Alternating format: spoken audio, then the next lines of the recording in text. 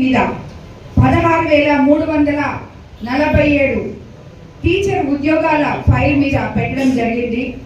అదేవిధంగా land titling act రద్దు చేస్తారని కూడా ఎలక్షన్స్ ముందు చంద్రబాబు నాయుడు గారు మనకందరికీ తెలియజేయడం జరిగింది.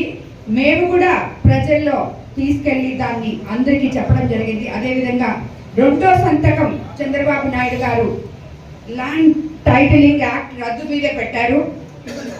అదేవిధంగా మనము ఎలక్షన్స్ టైంలో చెప్పడం జరిగింది. ఇప్పుడు వరకు ఉన్న 3,000 పెన్షన్ 4,000 చేస్తారని, జూలై నెలలో 3,000 4,000 కలిపి 7,000 ఇవ్వబోతున్నారని కూడా చెప్పడం జరిగింది.